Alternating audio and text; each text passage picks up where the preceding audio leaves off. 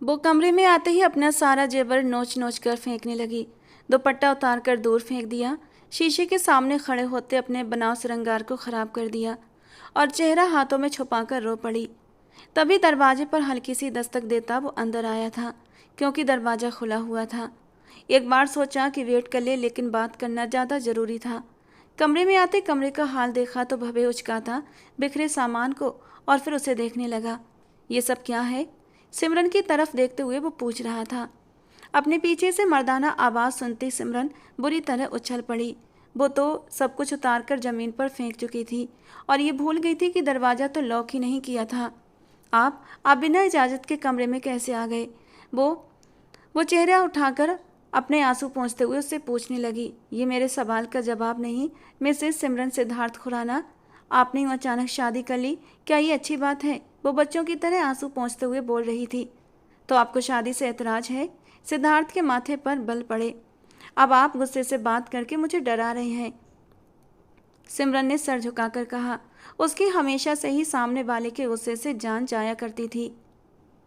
अब सिद्धार्थ का गुस्सा तो उसके होश ठिकाने लगाने लगा था। आप मुझे मजबूर कर रही हैं कि मैं गुस्सा करूं। मैं यहाँ शादी अटेंड करने आया और गोली खाकर बैठ गया। ऊपर से अपनी जॉब पर वापस जाने के बजाय आपकी प्रोटेक्शन के लिए शादी करके यहाँ रुक गया हूँ, और तो और घर दामाद बना दिया गया हूँ, और आपको एतराज़ हो रहा है शादी पर। अमेजिंग। नुकसान मेरा और गम आप मना रही हैं, गुस्सा आप निकाल रही हैं।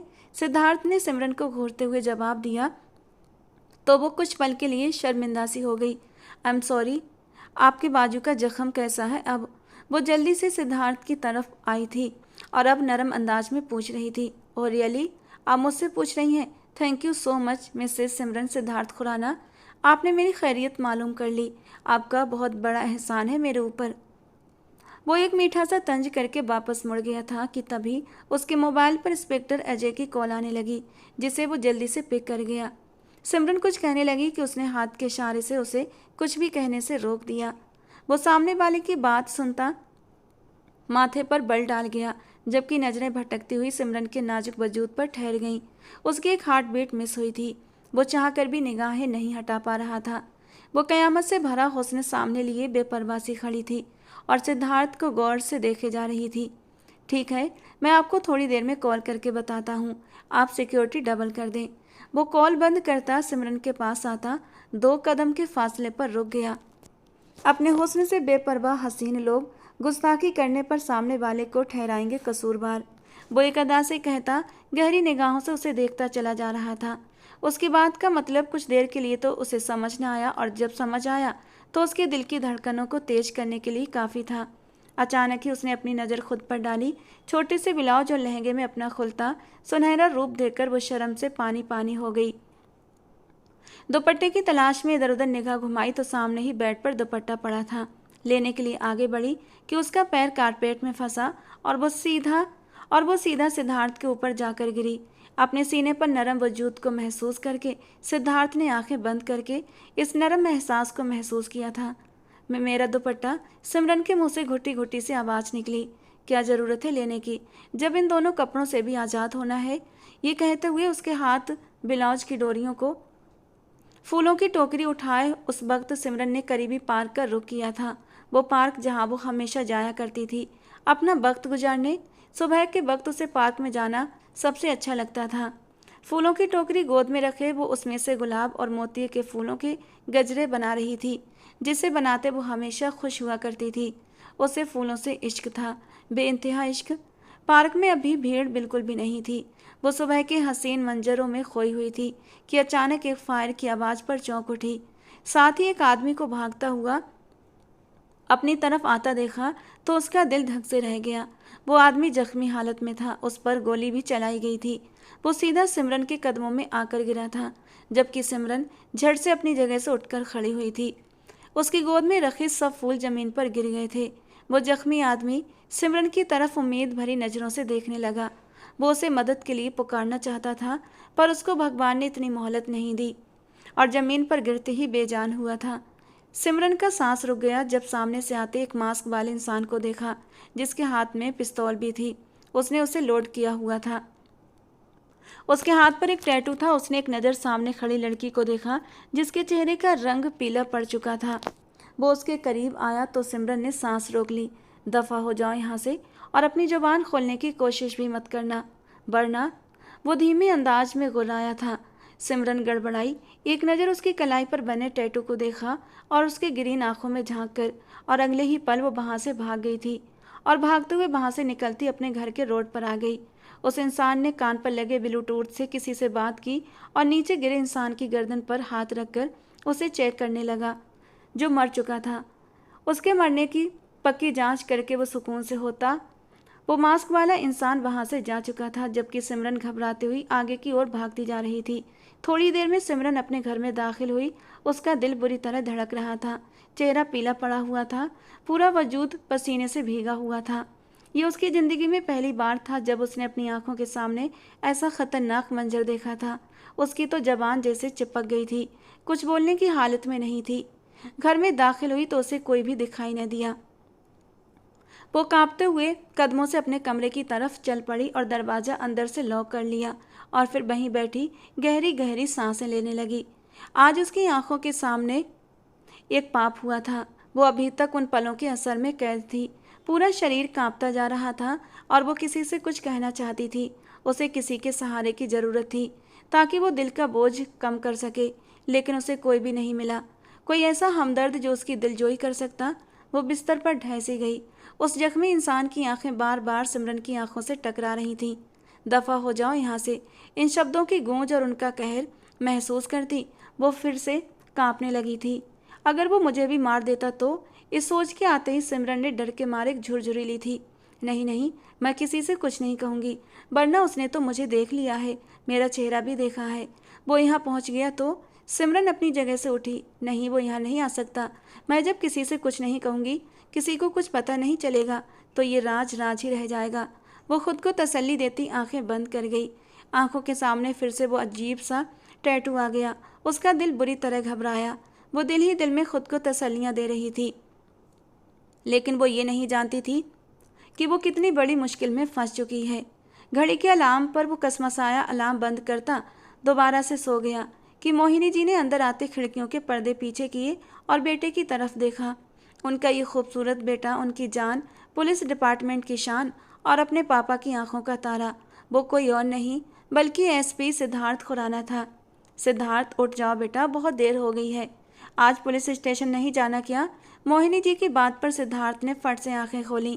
घड़ी में टाइम देखा तो सर पकड़ लिया। मम्मा, आज मेरी बहुत ज़रूरी मीटिंग थी यार।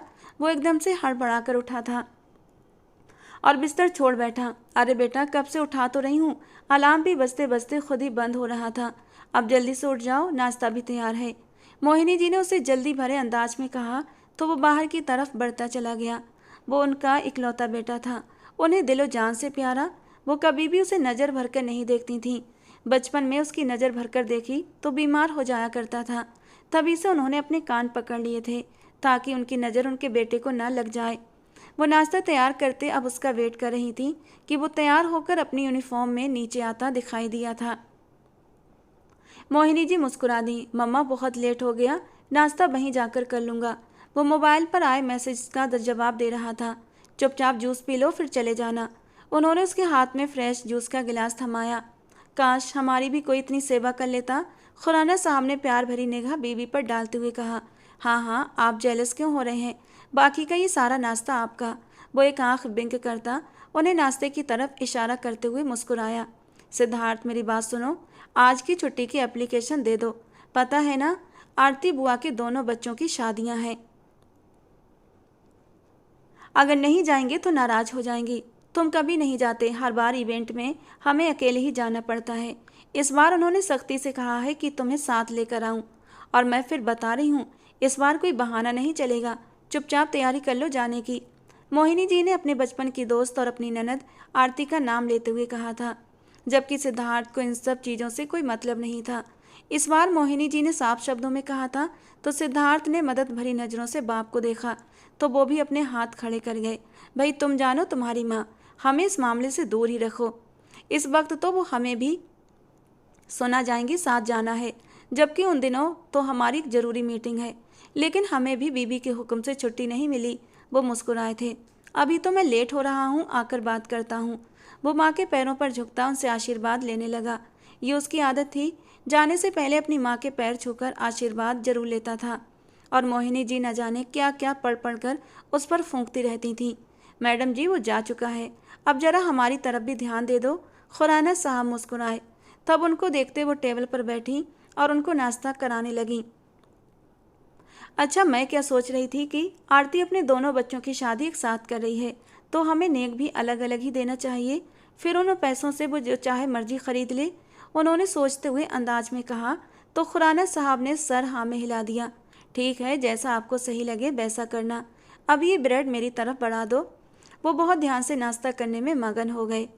यार इस केस को देख लो, बाकी बातें बाद में होंगी, सिद्धार्थ ने इंस्पेक्टर सुनील से कहा, क्योंकि वो छुट्टी की एप्लीकेशन दे चुका था। उसकी माँ की इच्छा थी कि इस बार वो लोग मुंबई जा रहे थे अपने माँ बाप के साथ। आरती जी एक जॉइंट फैमिली में रहती थीं। सर आपकी वापसी कब है? सुनील अभी से उदास होने लगा था। यार कोशिश करूँगा जल्दी निकल आऊँ, माँ नहीं छोड़ रही आरती बुआ की वजह से। खैर देख लूँगा जाकर उन्हें भी। इस केस को तुम हैंडल कर लेना और दूसरा केस जो संजय साहब के पास है वो भी देख लेना, वरना उसका इतना कोई इशू नहीं, वो मैं आकर भी देख सकता हूँ। अच्छा मैं निकलता हूँ। कोई भी प्रॉब्लम हो, कोई भी परेशानी हो तो मेरे पर्सनल नंबर का यूज़ करने से पहले सोच समझ लेना। वो कहता हुआ उठकर खड़ा हुआ था। सुनील मुस्कुरा दिया। जी सर, बेहतर जो आपका हुक्म। हद हो गई, शादी वाला घर है, ये मैडम अभी तक कमरे से नहीं निकली। फिर सागर जी ने मुझे ही सुनानी है कि सबकी शादी के कपड़े ले लिए, उसके नहीं लिए। फिर तो चाची ही बुरी बनेगी। आरती जी ऊंची आवाज में बोल रही थी। सिमरन उसी वक्त उनके पास उनके कमरे में आई थी। जी चाची, आपने बुलाया मुझे? वो सर झुकाकर खड़ी थी। हाँ मैडम जी आओ, मयंक के साथ जो लेना है जाकर ले लो। बाद में फिर गिले शिकवे शुरू हो जाने हैं तुम्हारे कि चाची ने तुम्हें कुछ नहीं दिलाया। आरती जी ने नफरत भरी नज़र उस पर डाली थी। चाची जी मेरे पास सब कुछ है, मुझे कुछ नहीं चाहिए। वो धीरे से बोली। ना बेटा जी, तुम जाकर ले आओ, तुम्हारे चाचा को फिर मैं जालिम चाची लगूंगी। वो मुंह बनाकर बोली। पास बैठी अनामिका जी ने उसे जाने का इशारा किया तो वो चुपचाप बाहर निकल आई। आंखों में आंसू आ गए थे। वो यहाँ पर किसी की लाडली नहीं थी। उसके लाड उठाने वाले उसके माँ बाप 1 साल पहले कुंभ के मेले में गए थे और वहाँ हुई भगदड़ में अपनी जान गंवा बैठे थे और वापस लौट कर न आ सके। पूरा 1 साल हो गया था और वो अपने चाचा चाची के घर रह रही थी। उसके चाचा सागर जी बहुत अच्छे थे, उस पर जान छिड़कते थे, लेकिन चाची उतनी ही उससे नफरत करती थीं। लेकिन अपने चाचा जी के प्यार की वजह से वो सब कुछ सहन करती चली जाती थी। सागर जी के 2 बच्चे थे, हार्दिक और सुरभि। दोनों की शादी एक साथ हो रही थी और जिस घर में हो रही थी वो भी बहन भाई थी, यानी अदले बदले की शादी हो रही थी। सिमरन के पापा दूसरे नंबर पर आते थे। सिमरन के पापा से छोटे उसके एक और चाचा थे जिनका नाम मनीष था, और उनकी पत्नी अनामिका जी। अनामिका जी का रवैया फिर भी सिमरन के साथ थोड़ा नरम रहता था। उनका एक ही बेटा मयंक सबसे छोटा और घर भर का लाडला था। सिमरन अपने बड़े चाचा सागर जी के साथ रहती थी और सागर जी की पत्नी आरती सिद्धार्थ खुराना की बुआ थी। मयंक और सिमरन की बहुत अच्छी दोस्ती थी, एक दूसरे के साथ दोनों की बहुत बनती थी। वो चाची के कमरे से निकलकर सीधा मयंक के कमरे में चली आई। वो मोबाइल पर अपने दोस्त से बात कर रहा था। सिमरन वहीं खड़ी होकर वेट करने लगी। बोलो सिमी। वो कॉल बंद करता उसकी तरफ मुड़ा। मयंक, वो चाची ने कहा है कि शादी के लिए कपड़े ले आऊं तुम्हारे साथ। सिमरन ने कहा। ओ हाँ, याद आया, मुझे भी बोला था बड़े पापा ने, और पैसे भी दिए थे, ये 10,000। मैं भी फ्रेश होकर आता हूँ, फिर चलते हैं, आपको जो लेना हो वो ले लेना। मयंक ने मुस्कुराकर उसकी तरफ एक इन्वलप बढ़ाया और खुद बाथरूम में चला गया। सिमरन ने उस इन्वलप को खोलकर देखा तो उसमें काफ़ी सारे नोट थे। सिमरन के चेहरे को मुस्कान ने छुआ था। उसके चाचा उसे कभी नहीं भूलते थे, हमेशा अपने बच्चों के साथ के जैसा बराबर सलूक करते। फिर कुछ ही देर में वो दोनों मार्केट में थे। मयंक उसे बड़े से मॉल में लेकर आया था जहाँ उसने सब कुछ अपनी पसंद से लिया था। वो बहुत खुश थी, हवाओं में उड़ रही थी। बस अब किसी रेस्टोरेंट में चलते हैं, मुझे तो भूख लगी है सिमी, थका दिया आज तो तुमने, मयंक ने सारे बैग्स देखते हुए कहा था। हाँ चलो, आज तो बाकी बहुत ज़्यादा शॉपिंग कर ली। सिमरन ने भी थके अंदाज में मयंक से कहा। दोनों ने एक रेस्टोरेंट की तरफ मुड़ गए थे। मयंक, तुम ऑर्डर करो, मैं भी फ्रेश होकर आती हूँ। सिमरन ने कहते हुए बाथरूम का रुख किया। थोड़ी देर बाद जब वो वापस बाहर निकली तो एक पल को उसका दिल दहल गया। उसके पास से गुजरने वाला कोई आम इंसान नहीं। उसके हाथ पर बना टैटू देखकर वो अपना सांस लेना भूल गई और पत्थर बनी खड़ी रही। इससे पहले वो पलटती उसे देखती वो इंसान रेस्टोरेंट के दरवाजे से बाहर निकल गया। सिमरन के चेहरे का रंग एकदम से पीला पड़ा। ये तो वही टैटू था जो उस मास्क वाले इंसान के हाथ पर बना हुआ था। मतलब वो इंसान अभी उसके पास से गुजरा था। सिमरन के रोंगटे खड़े हुए, पूरा वजूद कांपने लगा। मयंक उसे दूर से देखते हुए उसके करीब आया। क्या हुआ सिम्मी, ठीक तो हो? आपकी तबीयत क्यों खराब हो रही है? मयंक ने उसके चेहरे के पीले पड़ते रंग को देखकर कहा। कुछ नहीं मयंक, मेरा दिल घबरा रहा है, तबीयत ठीक नहीं, प्लीज़ घर चलते हैं। सिमरन ने उसकी कलाई पर हाथ रखे हुए कहा। अच्छा ठीक है, परेशान मत हो, चलते हैं। मयंक सिमरन को लिए रेस्टोरेंट से बाहर आया। गाड़ी की तरफ बढ़ते हुए सिमरन की नज़रें चारों ओर घूम रही थीं, जैसे वो उसी टैटू वाले इंसान को ढूंढना चाहती हो। लेकिन वो पल भर में ही नज़रों से गायब हो गया था। इतने लोगों की भीड़ में उसको क्या दिखाई देता, लेकिन ये भी उतना ही सच था कि वो इंसान उसके पास से गुजरा था। इस बात से सिमरन की हालत ख़राब होने लगी। मयंक उसकी हालत को देख रहा था, लेकिन उसे समझ नहीं आ रहा था कि आखिर वो इस कदर डर क्यों रही है। मयंक ने उससे कुछ पूछना सही नहीं समझा और उसे गाड़ी में ले आया। गाड़ी में आते हुए भी वो बहुत ज़्यादा डरी हुई थी। 1 हफ्ता हो चुका था इस बात को, लेकिन ऐसा लगता था कि जैसे कल की ही बात हो। वो इस बात को भुला देना चाहती थी, लेकिन भुला नहीं पा रही थी। कैसे भुलाती? जीता जागता इंसान उसके सामने मौत के घाट उतार दिया गया था और वो दिल ही दिल में इस बात को छुपाए हुए थी। अब तक खामोश थी। बचपन में एक बार पढ़ा था कि जालिम का साथ देने वाला भी जालिम का भाई है, फिर चाहे वो जुल्म करके हो या खामोश होकर। उसने खामोश रहकर जालिम का साथ दिया था। ये बात उसको अंदर ही अंदर खाए जा रही थी। उसे समझ नहीं आ रहा था ये बात किसके साथ शेयर करे, क्योंकि उसका ऐसा कोई हमदर्द, कोई दोस्त नहीं था जिससे वो ये बात शेयर करती। आंखों में फिर से पानी जमा होने लगा था। हे भगवान, तू तो सब कुछ अच्छे से जानता है ना कि मैं बेबस हूँ। इस एक बात ने मेरे रातों की नींद छीन ली है, मुझे सोने नहीं दिया। वो इंसान इस दुनिया से जा चुका है, लेकिन उसका चेहरा बार बार मेरी आंखों के सामने आता है। मुझे डर लगता है। हे भगवान जी, मेरी हेल्प करो। वो गाड़ी में बैठी भी दिल ही दिल में भगवान जी से प्रार्थना कर रही थी, और शायद उसकी प्रार्थना के स्वीकार करने की घड़ी भी आ चुकी थी। जबकि मयंक उसकी हालत देखता फिक्रमंद हुआ था।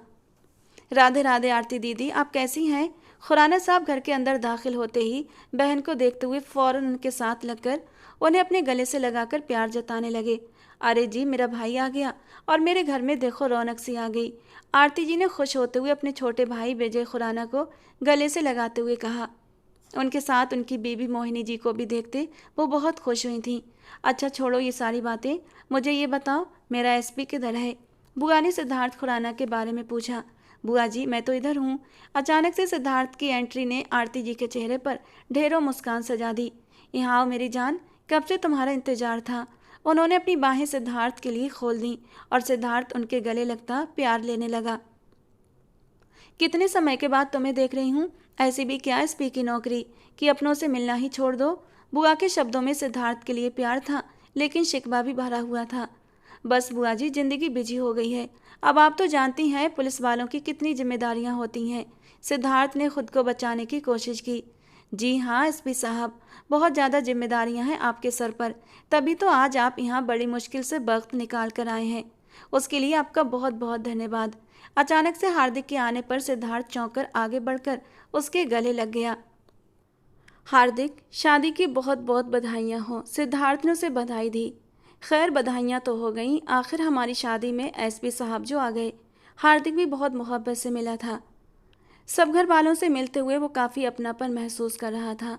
उसे लग ही नहीं रहा था कि वो काफ़ी लंबे समय के बाद अपनी बुआ के घर आया है। मोबाइल पर आई कॉल अटेंड करने के लिए वो कमरे से बाहर निकला कि उसी वक्त गाड़ी पोर्च में आकर रुकी थी। गाड़ी से निकलने वाली लड़की को देखकर वो एक पल के लिए चौंक उठा था। वो लड़की जल्दबाजी में गाड़ी से उतरती कार पोर्च से अंदर की ओर भागी थी। अरे सिम्मी, अरे सिम्मी, ये सामान तो। मयंक ने उसे पुकारा कि उसके सामान की तरफ इशारा किया। हाँ प्लीज़ मयंक, ये भिजवा दो किसी के हाथ। वो जल्दबाजी के अंदाज में बोलती हुई अंदर भागी थी। उसका अंदाज ऐसा था जैसे कोई भूत देख लिया हो। वो सिद्धार्थ के पास से गुजरती बिना उसकी तरफ देखे आगे बढ़ गई। सिद्धार्थ ने एक आईब्रो झुकाते उसे देखा। मतलब वो सिद्धार्थ खुराना को इग्नोर कर गई थी? क्या सिद्धार्थ की पर्सनालिटी इस काबिल थी कि उसे इग्नोर किया जाए? वो सर झटक कर वापस कमरे की ओर बढ़ने लगा। अरे सिद्धार्थ भाई आप! मयंक जो सिमरन का सामान उठाए अंदर की तरफ बढ़ रहा था, सिद्धार्थ को देखकर खुश होते उसे पुकारा तो वो उसको देखकर मुस्कुरा दिया। इतने लंबे समय के बाद मिले हैं आप तो बहुत चेंज हो गए हैं। बड़ी मामा ने आपकी तस्वीर न दिखाई होती तो मैं तो आपको पहचान ही नहीं पाता, मयंक ने उसके साथ चलते हुए कहा। छोटे से थे तब मुलाकात हुई थी हमारी। खैर इतना सामान किसका है? इनडायरेक्टली वो उस लड़की के बारे में पूछना चाहता था, लेकिन जाहिर भी नहीं कर रहा था। अरे ये सारा सामान तो सिमी का है, शॉपिंग पर गए थे आज हम लोग। खैर आप अंदर चलें, मैं सामान देकर आता हूँ। वो सिद्धार्थ को बोलता सिमरन के कमरे की तरफ बढ़ गया था तो सिद्धार्थ भी मुस्कुराता हुआ अंदर बुआ जी के कमरे की ओर बढ़ गया, जहां इस वक्त सब मीटिंग लगाए बैठे थे। सिद्धार्थ भी उस महफिल का हिस्सा बन गया। मेहंदी की रस्म एक बहुत बड़े पैमाने पर रखी गई थी। हर तरफ धूम मची हुई थी। मेहंदी की रस्म की शुरुआत होते ही मयंक ने म्यूजिक सिस्टम ऑन किया था। मेहंदी के गानों पर एक माहौल सा बन गया था। मेहंदी लगाती लड़कियां सुरभि को छेड़ रही थी, जो धीमा सा मुस्कुराती सर झुका जाती। सिमरन तुम भी आओ, मेहंदी लगवाओ, मयंकी की माँ अनामिका जी ने कहा तो सुरभि का मुंह बन गया। रहने दें चाची, ये लगाकर क्या करेगी? सुरभि ने एक नफरत से कहा था। तो सिमरन, जिसके चेहरे पर मेहंदी का नाम सुनकर मुस्कान सजी थी, सुरभि की बात सुनते ही वो चेहरा पल भर में मुरझा गया था। मोहिनी जी की नज़र भी उस पर उठी थी। उस मासूम सी लड़की पर मोहिनी जी को बहुत ज़्यादा प्यार आया था, लेकिन वो इजहार न कर सकी। सिमरन एक तरफ हो जाओ ना, हर मामले में टांग देना जरूरी है क्या? आरती जी ने उसे कहते हुए वहाँ से पीछे हटा दिया। वो आंखों में आंसू लिए पीछे हट गई, एक कोने की तरफ चली गई। दूर से वो सब कुछ सबको खुशियाँ मनाते देखती रही, लेकिन दोबारा उसने रौनक का हिस्सा बनने की गलती नहीं की थी। एक्सक्यूज़ मी, किसी भारी मर्दाना आवाज़ पर सिमरन चौंक उठी। अपने सामने खूबसूरत हैंडसम मर्द को देखकर चौंकी थी। जी? वो घबराए हुए बस इतना ही बोल पाई। क्या मैं यहाँ बैठ सकता हूँ? वो सिमरन से बैठने के लिए इजाज़त मांग रहा था। जी बैठ जाइए, इसमें पूछने वाली क्या बात है? सिमरन ने इधर उधर देखते घबरा कर कहा। इतना घबरा क्यों रही हैं? सब ठीक है ना? वो फिक्रमंदी से पूछ रहा था। बिल्कुल सब ठीक है, आप क्यों पूछ रहे हैं? और मुझसे इतना फ्री होने की कोशिश क्यों कर रहे हैं? सिमरन के माथे पर बल पड़े थे।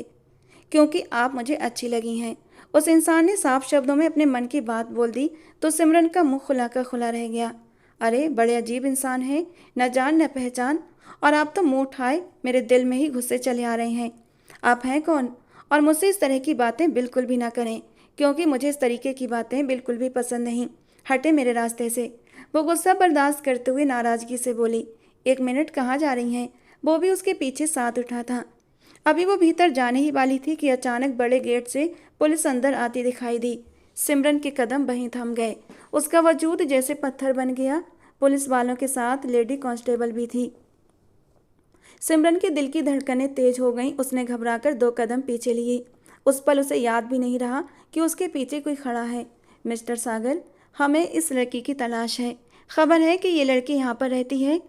पुलिस इंस्पेक्टर ने एक तस्वीर बढ़ाते हुए सागर जी से कहा। वहाँ मौजूद सारे मेहमान और रिश्तेदारों की नज़रें सागर जी पर टिक गई थीं। सागर जी ने तस्वीर देखते हुए हैरानी से कहा, अरे ये तो सिमरन है जी।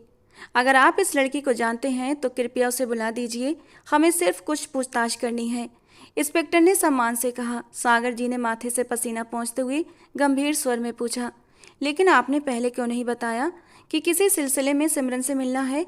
इस वक्त घर में शादी का माहौल है, सब रिश्तेदार मेहमान मौजूद हैं, और ऐसे में पुलिस का आना हमारे लिए बहुत बड़ा सवाल खड़ा कर देता है। इंस्पेक्टर ने दृढ़ता से उत्तर दिया। कत्ल के केस के सिलसिले में कुछ पूछना है। प्लीज़ हमारे साथ सहयोग कीजिए ताकि काम में रुकावट ना पड़े। कत्ल? ये सुनकर आरती जी का चेहरा सफ़ेद पड़ गया। उन्होंने दिल पर हाथ रखते हुए अपने पति की ओर देखा।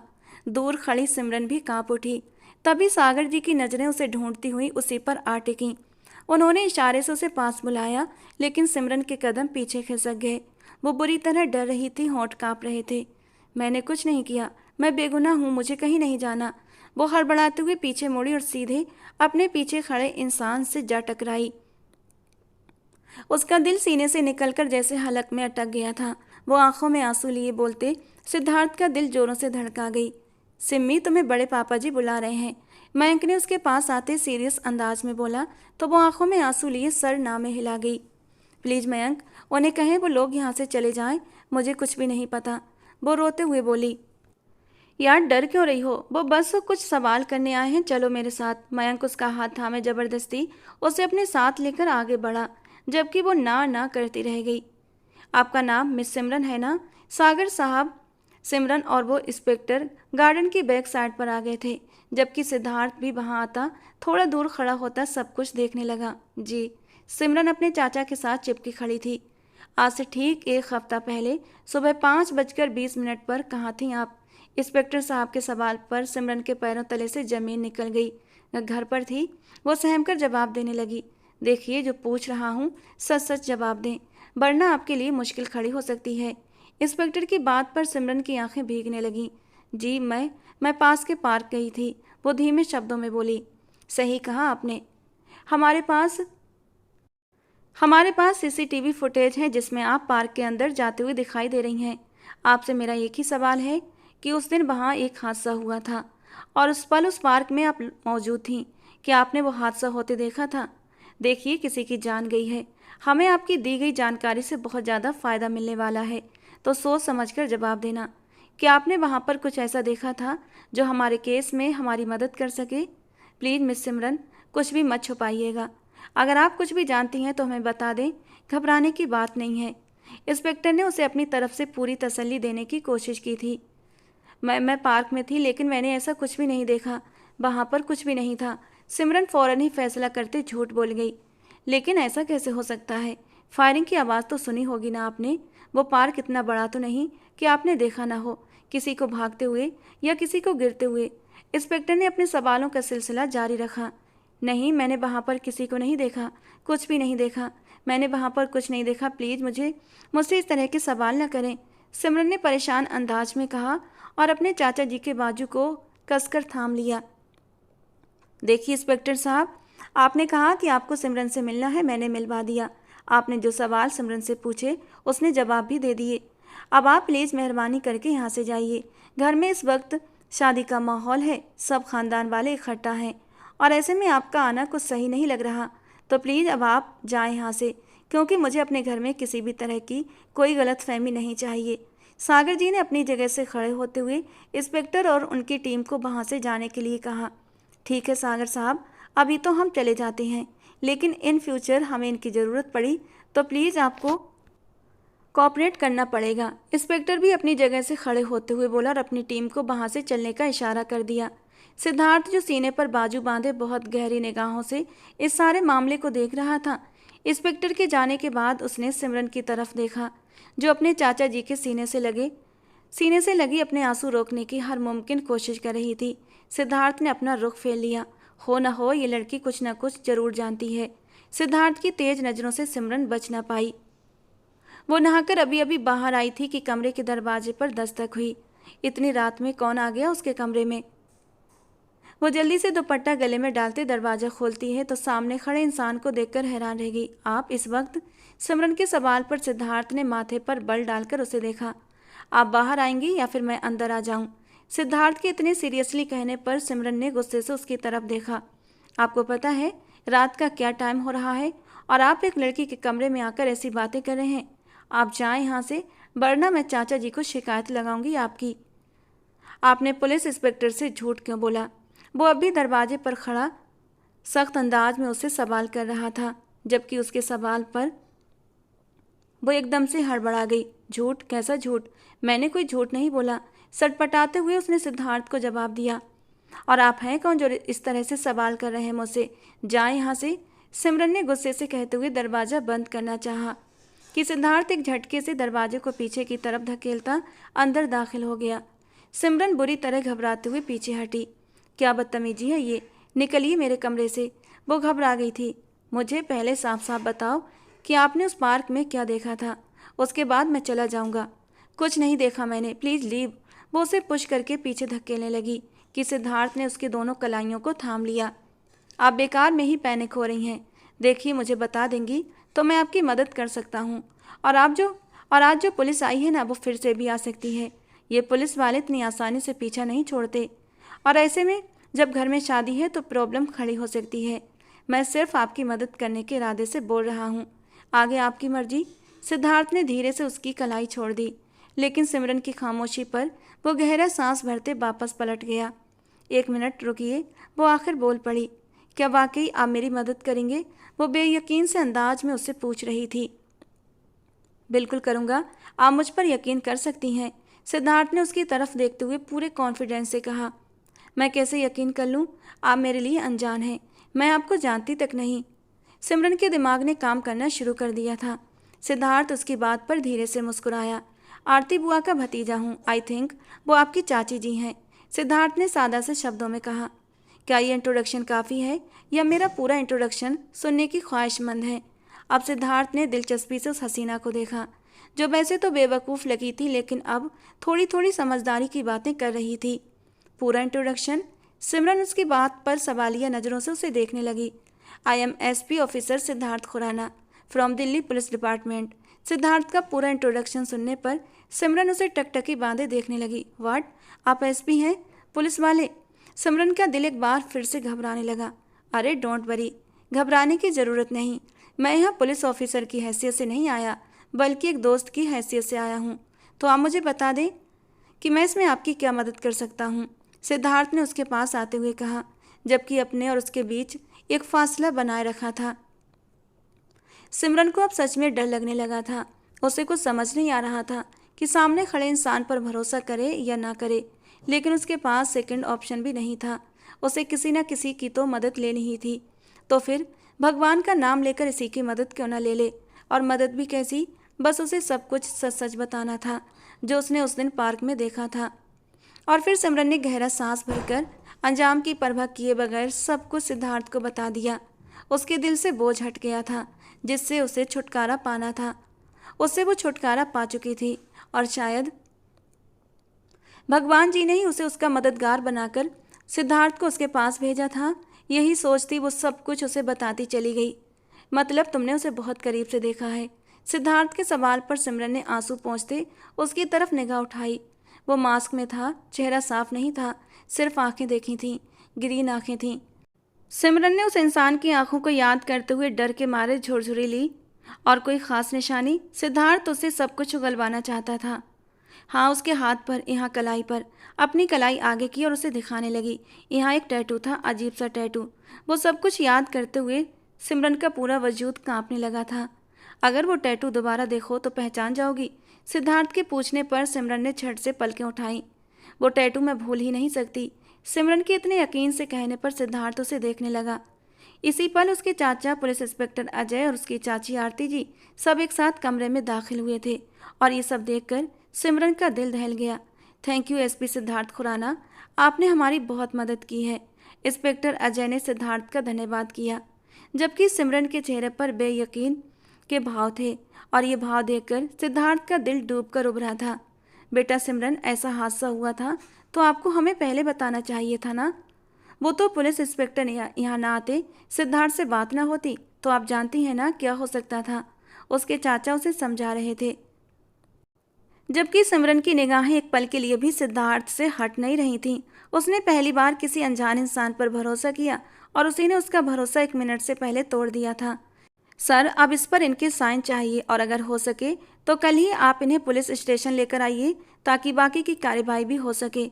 अगर आप लोग ऐसे ही कोऑपरेट करेंगे तो इस केस को सॉल्व करना ज़्यादा मुश्किल नहीं होगा, बल्कि आसान हो जाएगा। इंस्पेक्टर अजय ने सिद्धार्थ खुराना और सागर साहब की तरफ देखते हुए सम्मान के दायरे में रहकर बात की। सागर जी ने सर हाँ में हिलाते पेपर से सिमरन की तरफ बढ़ाए थे, ताकि वो उन पर अपने साइन दे दे। अपने दिए हुए बयान पर सिमरन ने कांपते हाथों से साइन किए। इंस्पेक्टर साहब धन्यवाद करते निकल गए। सागर साहब भी साथ ही निकले थे। लड़की, तुम कितनी घुन्नी हो, एक खून होते देखा और कितने आराम से घर चुपचाप बैठी हो। बहुत बड़े दिल की हो भाई। वक्त पर पुलिस वालों को बता दिया होता तो आज पुलिस यहाँ घर तक न आती। तुम्हारी बेवकूफ़ी की वजह से आज सब मेहमानों के सामने पुलिस आई और हमें ये दिन देखना पड़ा। आरती चाची उसे बातें सुनाती मुंह बनाती बाहर निकल गईं, जबकि वो आंखों में आंसू लिए गाल पोंछती सिद्धार्थ को शिकवा भरी निगाहों से देखने लगी, जिसके होंठ भिजे हुए थे। सिमरन, तुमने अच्छा नहीं किया। ये सच्चाई पहले बता देती तो आज इतनी शर्मिंदगी न उठाना पड़ती, अनामिका जी ने भी सिमरन से दबे दबे शब्दों में कहा और उसके कंधे पर थपकी देती बाहर की ओर चली गईं। सभी बारी बारी निकल गए। अब फिर से कमरे में सिद्धार्थ और सिमरन बचे थे। सिमरन ने गुस्से से उसकी तरफ देखा। वो 2 कदम के फासले पर उसके पास आकर खड़ा हुआ। सिमरन, नाम मत लीजिएगा मेरा, निकलिए मेरे कमरे से, सिमरन ने रोते हुए अंदाज में कहा। सिद्धार्थ ने अपनी मुट्ठियां सख्ती से भींची और खामोशी से कमरे से बाहर निकल गया। उसके निकलते ही सिमरन ने जोर से दरवाजा अंदर से बंद किया था। दरवाजा बंद होने की आवाज़ पर वो चौंक उठा, मगर फिर भी खामोशी से वहां से निकल गया। सिमरन का रो रो कर बुरा हाल था। उस इंसान ने जो किया, उसके बाद अब उसे सबका सामना करने पर शर्म आ रही थी। ऐसा लग रहा था जैसे गुनहगार वो खुद हो। बारात लेकर जाने का वक्त हो गया था। एक ही शादी हॉल में दोनों बहन भाइयों की बारातें थीं। एक ने विदा होकर आना था तो वहाँ से एक को विदा कराकर ले जाना था। बहुत ही अच्छे से सब कुछ अरेंजमेंट हुआ था। सिमरन ने किसी भी खुशी में आगे बढ़कर हिस्सा नहीं लिया था। वो हर मामले में पीछे थी और किसी को उसकी परवाह भी नहीं थी कि सिमरन यहाँ है या नहीं। हाँ, सिद्धार्थ और उसकी माँ मोहिनी जी की नज़र सिमरन से हटी नहीं थी। मोहिनी जी को ये मासूम सी लड़की बहुत अच्छी लगी थी। उसकी आंखें बहुत मासूम थीं, बहुत प्यारी। शादी हॉल से वापसी पर सभी गाड़ियों में सवार होते अपने अपने घरों को निकल रहे थे, लेकिन सिमरन की किसी को याद नहीं थी। या तो वो इतनी गैर जरूरी थी कि उसे किसी ने याद रखना जरूरी नहीं समझा था। उसके चाचा सागर जी को भी आरती चाची ने पहले ही वापस भेज दिया था, जिन्हें सबसे ज़्यादा सिमरन की चिंता होती थी। चाचा जी कहाँ चले गए? सिमरन वहाँ अपने चाचा जी को ढूंढ रही थी, पर सभी लोग जा चुके थे। कुछ ही लोग वहाँ पर रुके हुए थे। उसके मासूम सी आंखों में आंसू भर आए। बेटा, तुम यहाँ क्यों खड़ी हो? मोहिनी जी सिद्धार्थ का वेट कर रही थी, जो गाड़ी लेने गया था। सिमरन को अकेले खड़ा देखा तो उनके पास चली आई। आंटी, सब लोग चले गए हैं मुझे छोड़कर। वो बच्चों की तरह रो पड़ी। अरे तो क्या हुआ, हम है ना, हमारे साथ घर चलो, वो प्यार से उसका हाथ थामते हुए बोली। तो सिमरन ने अपनी आंखों में आए आंसू साफ किए। इतने में सिद्धार्थ गाड़ी ले आया। उसके साथ खुराना साहब भी थे। मोहिनी जी सिमरन को लिए गाड़ी की बैक सीट पर बैठ गईं और सिद्धार्थ खुद ड्राइविंग सीट पर बैठ गया। सिमरन के चेहरे पर थोड़ा सा गुस्सा था, जिसे महसूस करके सिद्धार्थ हल्के से मुस्कुराया। बेटा, कल जो हुआ उसके बाद से आप ज़्यादा चुप चुप हो गई हैं। अगर हमारे बेटे ने आपका दिल दुखाया तो बता दें, हम इसके कान खींचेंगे। खुराना साहब को सिद्धार्थ ने पूरी बात बता दी थी और ये भी बता दिया था कि वो सिमरन को पसंद करने लगा है। अब उस बात को लेकर वो उसे तंग कर रहे थे। सिद्धार्थ ने प्यार भरी निगाह बाप पर डाली। हाँ बेटा, सिद्धार्थ ने कल जो भी किया उसके लिए आपका गुस्सा होना बनता है, लेकिन ये भी तो सोचिए कि जो कुछ सिद्धार्थ ने किया वो आपके भले के लिए किया था। अगर वो ये ना करता तो पुलिस आपको पकड़ कर ले जाना चाहती थी। इसीलिए सिद्धार्थ को गलत मत समझो। मोहिनी जी ने भी बेटे की साइड ली थी और बेटे को बचाने की कोशिश की। आंटी जी, ऐसी कोई बात नहीं है, मैं किसी से नाराज़ तो नहीं, सिमरन ने सर झुकाकर धीरे से कहा। उनका बार बार सफाइयाँ देना सिमरन को अच्छा नहीं लग रहा था। वो लोग बड़े थे, इस तरह से बार बार उनका बोलना सिमरन को शर्मिंदा कर रहा था। मामा, इससे पूछें अगर ऐसी बात नहीं तो कल मुझ पर गुस्सा करके मुझे कमरे से क्यों निकाला था? सिद्धार्थ ने गाड़ी को टर्न लेते बैक मिरर से देखते नाराज़गी से कहा। आंटी, उस वक्त तो सब इतना अचानक हुआ कि मुझे बहुत बुरा लगा था। ये मुझे भरोसे में लेकर भी तो पूछ सकते थे ना। मोहिनी जी से वो ऐसे शिकायतें कर रही थी जैसे वो उसकी सगी माँ हो। बिल्कुल, इसके लिए तो सिद्धार्थ की सज़ा बनती है। मोहिनी जी ने मुस्कुराते हुए सिद्धार्थ के कंधे पर प्यार से हाथ मारा था और एक प्यार भरी नज़र सिमरन पर डाली। अभी वो कुछ कहती कि तभी उनकी गाड़ी पर किसी ने फायरिंग शुरू कर दी। सिद्धार्थ बहुत ध्यान से गाड़ी को हैंडल करता अपनी फैमिली को बचा गया था, लेकिन एक गाड़ी उनका पीछा कर रही थी। मामा, सिमरन नीचे झुक जाएं। सिद्धार्थ ने गाड़ी की स्पीड तेज करते उन्हें कहा था। वो दोनों एक दूसरे को थामे सीट से नीचे झुकी थीं। पापा प्लीज, आप भी नीचे हो जाएं। फायरिंग फिर से हो गई थी। सिद्धार्थ ने गाड़ी को दाएं बाएं टर्न करते फिर से सबको बचा लिया था कि तभी ऐसे में एक गोली सीधे शीशे को तोड़ती आई और सिद्धार्थ के कंधे पर जाकर लगी थी। एक चीख गूंजी थी गाड़ी में और वो चीख मोहिनी जी की थी। उनका दिल दहल गया था। मामा नीचे झुकें, सिद्धार्थ चिल्लाया। गोली लगने से उनकी गाड़ी अनबैलेंस हुई थी। मोहिनी जी और सिमरन पीछे की सीटों पर बैठी बुरी तरह डर गई थीं। इतने में पुलिस की 2 गाड़ियों ने उसकी गाड़ी को कवर कर लिया था, तो वो हमला करने वाली गाड़ी वहां से गायब हो गई। एक अनजान इलाके में गाड़ी रोककर सिद्धार्थ ने सीट के साथ टेक लगाई। बेटा, तुम ठीक हो ना? खुराना साहब ने सिद्धार्थ के चेहरे पर दर्द के आसार देखते हुए कहा, जबकि सिमरन ने मुंह पर हाथ रखकर अपनी हिचकियों को रोकने की कोशिश की थी। वो जानती थी ये सब कुछ उसकी वजह से हुआ है। वो टैटू वाला इंसान उसके पीछे पड़ा था। उसे खबर मिल गई थी, शायद इसीलिए अब सिमरन का दिल जोरों से धड़क रहा था। वो गाड़ी से बाहर निकलती खुली हवा में सांस लेने लगी। पापा इसे कहें अंदर बैठे, पागल है ये एकदम, सिद्धार्थ वहीं बैठे बैठे बोला। फिर खुद पर बर्दाश्त न कर सका तो गाड़ी से बाहर निकला। सर, आप ठीक हैं? पुलिस इंस्पेक्टर ने उसके बाजू को देखते परेशानी से पूछा। उसकी बात का जवाब दिए बिना वो अपना बाजू देखता सिमरन की तरफ आया था। गाड़ी में जाकर बैठो, वो दर्द की शिद्दत सहते हुए बोला था। आपके बाजू में ब्लड। वो डरते हुए उसके बाजू की तरफ इशारा करते हुए बोली। सिमरन, गाड़ी में जाओ फौरन। सिद्धार्थ अभी भी कोई रिस्क नहीं ले सकता था। वो लोग यहाँ भी आ सकते थे और सिमरन की जान को खतरा था। ये तो वो भी अच्छे से जान गया था कि वो लोग सिमरन को मारने के लिए ही आए थे। आपका खून तुम्हें सुनाई नहीं दे रहा? Just go to in the car, वो गुस्से से चिल्लाया था। सिमरन सहम कर पीछे हटी और फौरन गाड़ी में जा बैठी। माँ, प्लीज घर जाएं। इंस्पेक्टर अजय आपको सुरक्षा के साथ घर पहुंचा देंगे। और प्लीज सिमरन को अपने साथ ही रखिएगा, कुछ उल्टा सीधा ना कर दे ये लड़की। वो अपने बाजू की तकलीफ बर्दाश्त करते हुए भी सिमरन की फिक्र में घुल रहा था। उसकी माँ अपने बेटे की आंखों में उस लड़की के लिए जज्बात देख चुकी थी।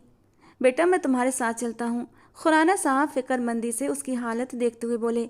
नहीं पापा, आप सब घर जाएं, मैं थोड़ी देर में घर पहुँच जाऊँगा, मेरी फिक्र न करें।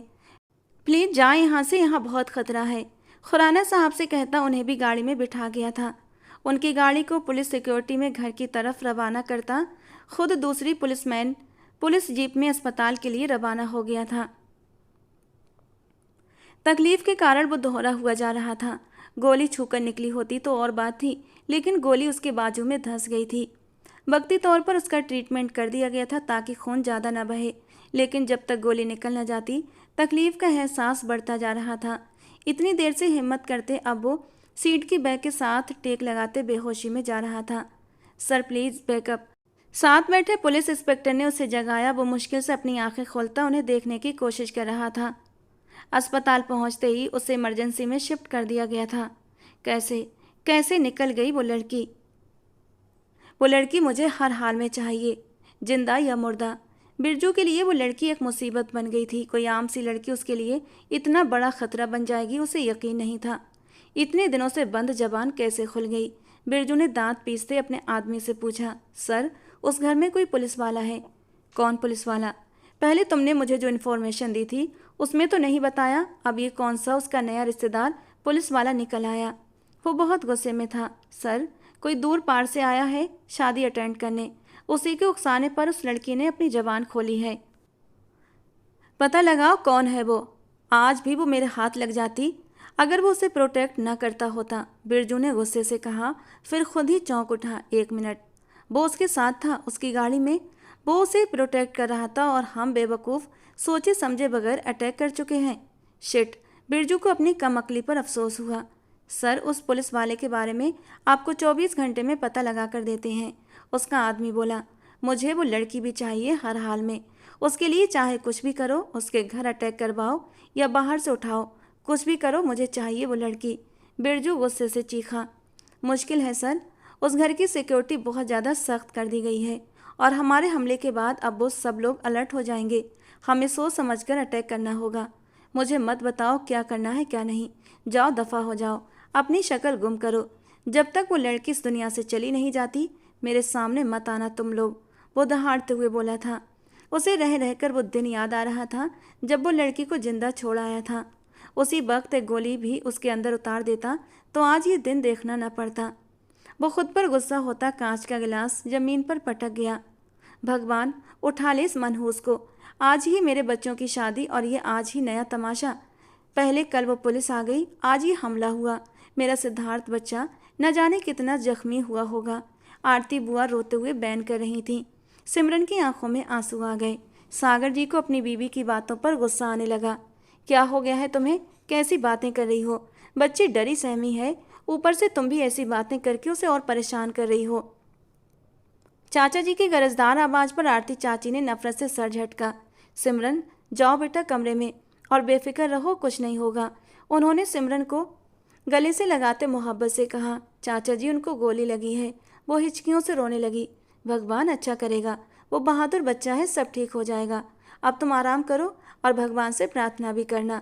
सिमरन को प्यार से कहते उसे उसके कमरे में भेज दिया। बाकी सब लोग भी अपने अपने कमरे में जाइए, तमाशा ख़त्म हो गया है। सागर साहब की कड़क आवाज़ पर किसी की हिम्मत न हुई कि कोई जवाब मांगता। हमें माफ़ कर दीजिएगा यार खुराना साहब, हमारी वजह से तुम्हारा बेटा इस वक्त बहुत मुश्किल में फंस गया है। वो खुराना साहब से दुखी दिल से बोले थे। इसमें माफ़ी वाली कौन सी बात है? मेरा बेटा फ़र्ज निभा रहा है और मुझे खुशी है कि वो अपने हर मकसद में हमेशा की तरह कामयाब हो रहा है और भी ज़्यादा कामयाबी हासिल करेगा, भगवान ने चाहा तो। खुराना साहब के शब्दों में बेटे के लिए गर्व और प्यार बोल रहा था। सुबह तक सिद्धार्थ को डिस्चार्ज कर दिया गया था। डिस्चार्ज क्या करना था, वो खुद ही डिस्चार्ज होकर घर आ गया था, जहां आज रात रिसेप्शन की तैयारियां चल रही थीं। सिद्धार्थ खुराना साहब और हार्दिक के साथ अंदर आता सबको खुश कर गया था और फिर वहीं सोफे पर बैठ गया। देखो तो सही, एक ही रात में रंग कितना पीला पड़ गया है मेरे बच्चे का। किसकी नज़र लग गई हमारे घर को? आरती चाची फिर से शुरू होने लगी थीं। सिद्धार्थ ने आंखों ही आंखों में अपने बाप को इशारा किया और उन्होंने अपने बेटे के मन की बात कह दी, जबकि खुराना साहब की बात सुनकर सागर जी तो हैरान हुए थे। आरती जी का मुंह भी खुला का खुला रह गया जब खुराना साहब ने कहा, देखिए सागर भाई, मेरे बेटे को आप अच्छे से जानते हैं, कुछ भी छुपा नहीं है और मैं इनकार किसी सूरत नहीं सुनूंगा। रिश्ते की हामी भरो ताकि अगला काम भी पूरा हो सके। अगला काम कौन सा? सागर जी बुरी तरह हैरान थे। अरे भाई साहब, मैं चाहता हूँ कि सिमरन और सिद्धार्थ का रिश्ता पक्का हो जाए तो आज ही के दिन दोनों की शादी कर दें और मुझे सिमरन की विदाई भी दे दें। शादी का माहौल है, इसी शादी में तीसरी शादी भी निपट जाएगी। सागर जी तो हैरान रह गए थे, जबकि आरती जी और अनामिका जी का मुंह खुला का खुला रह गया। उन्हें यकीन नहीं आया कि सिमरन की इस तरह भाग खुल सकती हैं। पिछले 1 साल से उन्होंने उसे कभी प्यार से नहीं पुकारा था और आज उसके सब्र का फल उससे भगवान ऐसे दे रहा था। सागर साहब पहले तो राजी नहीं हो रहे थे, लेकिन सिद्धार्थ ने उनके सामने सारी सिचुएशन रखी। सिमरन की सुरक्षा हर हाल में ज़रूरी हो गई थी, इसीलिए वो खुद उसे प्रोटेक्ट करना चाहता था और वैसे भी वो उसके दिल के तारों से जुड़ गई थी। हर हाल में उसे सिमरन चाहिए थी और फिर सिद्धार्थ के कन्विंस करने पर सागर जी भी राजी हो गए। अब उन्होंने कितनी मुश्किल से सिमरन को शादी के लिए राजी किया था, ये वही जानते थे। उधर हार्दिक का रिसेप्शन हुआ और इधर उन दोनों की शादी की तैयारियां शुरू हो गई थीं। कुछ ही देर में शादी एकदम संपन्न हो गई थी। सब लोग शादी की बधाइयां एक दूसरे को दे रहे थे। सिद्धार्थ ने सर झुकाए बैठी सिमरन की तरफ देखा था। उसने सबसे यही कहा था कि उसे सिमरन को प्रोटेक्ट करना है। सिद्धार्थ इतना जानता था कि वो सीरियल किलर था और सिमरन उसकी निगाह में आ चुकी है। उस पर कातिलाना हमला इस बात का मुंह बोलता सबूत था कि वो सिमरन के पीछे पड़े हैं। अब इसकी हिफाजत के लिए वो यहाँ नहीं रुक सकता था, उसे वापस जाना था। लेकिन अभी सिद्धार्थ सोच समझकर कोई फैसला लेना चाहता था और कमिश्नर साहब से बात करने के बाद ही वो किसी नतीजे पर पहुंचता। उसे कुछ भी करके उस सीरियल किलर को पकड़ना था। अब लगे हाथ ये भी बता दो बेटा कि विदाई लेनी है या फिर उसके लिए कुछ वेट करना है। खुराना साहब ने बेटे को बहुत मोहब्बत भरी नज़रों से देखते हुए पूछा तो वो हंस दिया। सब जानते हैं, फिर क्यों पूछ रहे हैं? सिद्धार्थ की बात पर वो बेटे का चेहरा देखते रह गए। कहाँ जा रहे हैं? उन्हें सागर साहब की तरफ जाते देखकर सिद्धार्थ ने उन्हें फ़ौरन पुकारा। आज एक नई दास्तान बनाएंगे। उसकी बात पर खुराना साहब रुक गए। क्या मतलब? मतलब ये कि आप मुझे यहीं छोड़ दें। उसकी आंखों में शरारत थी, लेकिन चेहरा बिल्कुल खामोश। तुम ये क्या कह रहे हो कि तुम घर दामाद बनोगे? अपनी माँ का पता है ना, वो छोड़ेंगी नहीं तुम्हें, ना तो तुम्हें और ना मुझे। खुराना साहब फिक्रमंदी से बोले। हमेशा के लिए नहीं कह रहा यार, जब तक ये केस हल नहीं हो जाता सिमरन यहाँ से नहीं जा सकती, इजाज़त नहीं मिलेगी। सिद्धार्थ ने कहा। तो ठीक है बेटा, हम सब यहीं पर हैं। आप छुट्टी की एप्लीकेशन दे दो, मिलकर जाएंगे बहू को साथ लेकर। खुराना साहब ने रिलैक्स अंदाज में सिद्धार्थ से कहा। अच्छा, और आपका बिजनेस? उसका जो नुकसान होगा वो। सिद्धार्थ की बात पर वो हंस पड़े। मेरे बच्चे से बढ़कर मेरे लिए कुछ भी नहीं। अच्छा ये बताओ, ज़्यादा दर्द तो नहीं? खुराना साहब ने उसके बाजू को देखते हुए पूछा, जहाँ बैंडेज लगी हुई थी।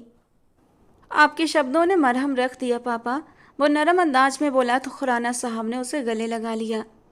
वो कमरे में आते ही अपना सारा जेवर नोच नोच कर फेंकने लगी। दुपट्टा उतार कर दूर फेंक दिया। शीशे के सामने खड़े होते अपने बनाव श्रृंगार को खराब कर दिया और चेहरा हाथों में छुपाकर रो पड़ी। तभी दरवाजे पर हल्की सी दस्तक देता वो अंदर आया था, क्योंकि दरवाज़ा खुला हुआ था। उसने सोचा कि कुछ देर के लिए वेट कर ले, लेकिन बात करना जरूरी था। कमरे में आते कमरे का हाल देखा तो भवे उचकाता बिखरे सामान को और फिर उसे देखने लगा। ये सब क्या है? सिमरन की तरफ देखते हुए वो पूछ रहा था। अपने पीछे से मर्दाना आवाज़ सुनती सिमरन बुरी तरह उछल पड़ी थी।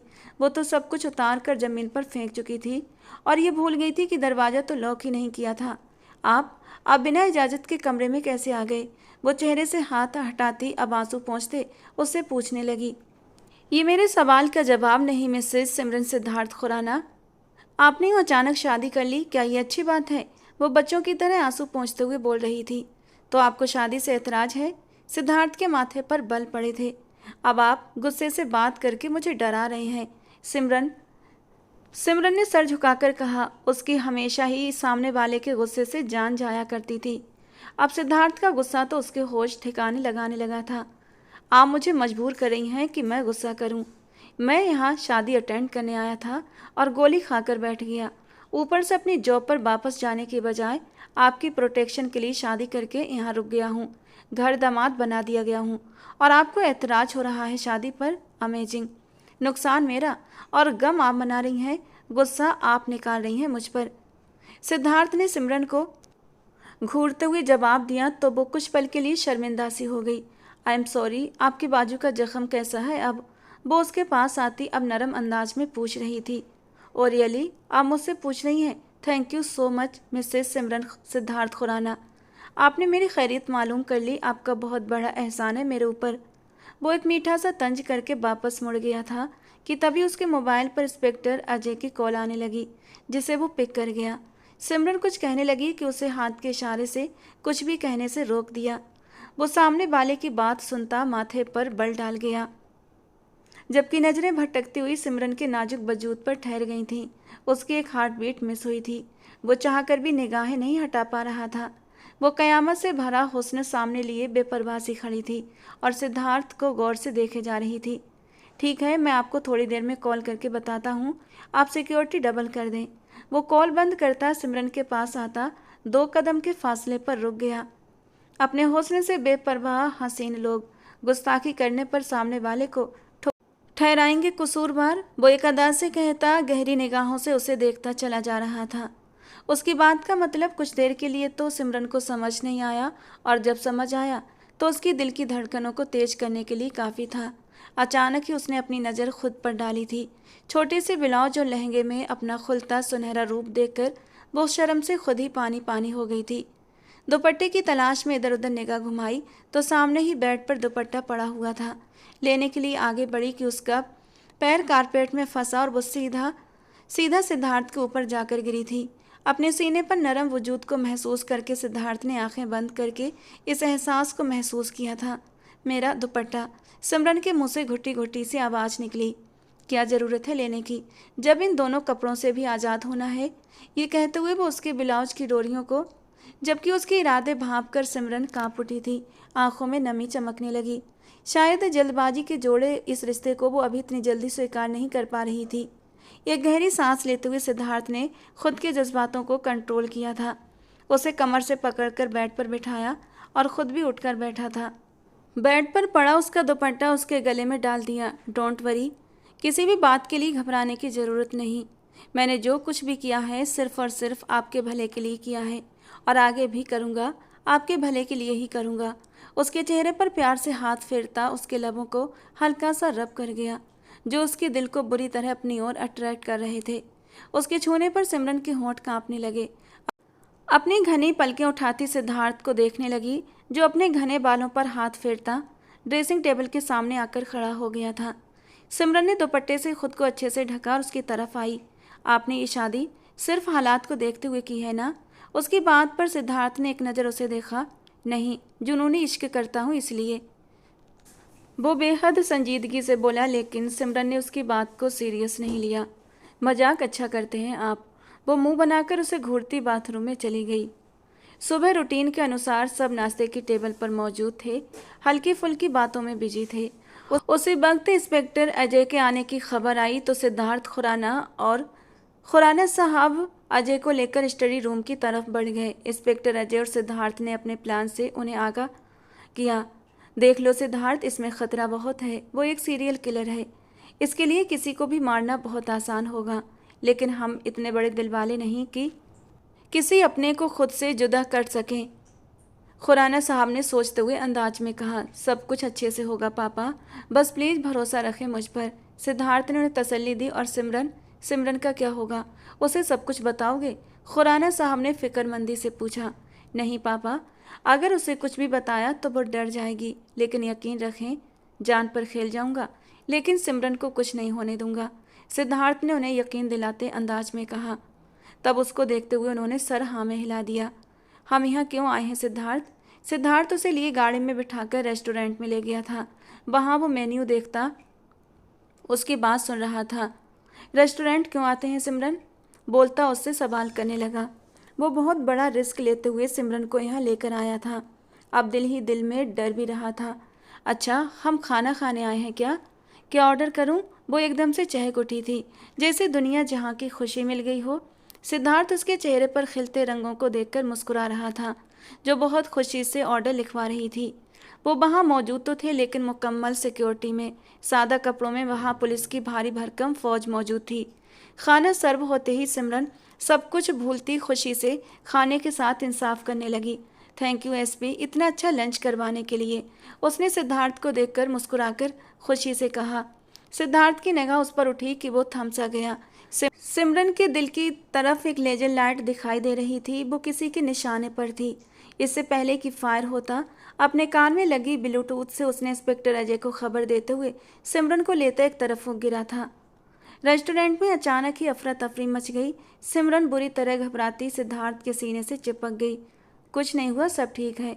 वो उसे बाहों में समेटे रेस्टोरेंट से बाहर आया था। बाहर पुलिस ने पूरे रेस्टोरेंट को अपने घेरे में लिया हुआ था। वो सीरियल किलर खुद को चालाक कहता था, लेकिन उन लोगों की चाल को समझ न सका और वो अपनी जल्दबाजी में लिए गए फैसले और गुस्से की वजह से बुरी तरह फंस गया था। पुलिस ने उसे हिरासत में लिया। उसका चेहरा अभी रिवील नहीं किया गया था।